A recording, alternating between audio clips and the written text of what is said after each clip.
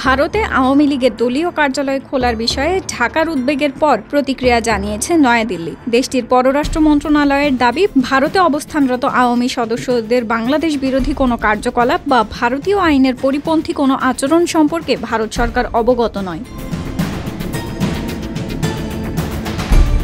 20 August press ব্রিফিংয়ে ভারতের পররাষ্ট্র মন্ত্রণালয়ের মুখপাত্র রণধীর জয়সওয়াল বলেন, সরকার ভারতের মাটিতে থেকে অন্য কোনো দেশের স্বার্থবিরোধী রাজনৈতিক কার্যকলাপ পরিচালনার অনুমতি দেয় না। বাংলাদেশের অন্তর্বর্তী সরকারের বিবৃতি অযাচিতভাবে দেওয়া হয়েছে। জয়সওয়াল আরও বলেন, বাংলাদেশে জনগণের আকাঙ্ক্ষা ও ম্যান্ডেট নিশ্চিত করতে যত দ্রুত সম্ভব অবাধ, সুষ্ঠু ও অন্তর্ভুক্তিমূলক নির্বাচন অনুষ্ঠিত হবে, ভারত এই প্রত্যাশা পুনর্ব্যক্ত করছে।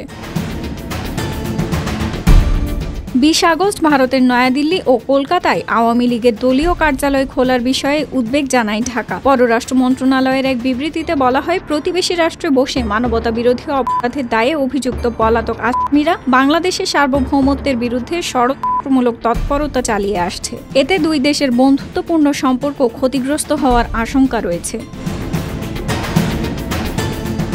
বিবৃতিতে অবিলম্বে আওয়ামী লীগের অফিসগুলো বন্ধ করতে ভারত সরকারকে অনুরোধ জানানো হয়। দুই দেশের বন্ধুত্বপূর্ণ সম্পর্ক অটুট রাখতে পারস্পরিক সহযোগিতা অব্যাহত রাখারও আহ্বান জানায় ঢাকা। ঢাকার বিবৃতির পরই একই দিন এর প্রতিক্রিয়া জানায় নয়াদিল্লি।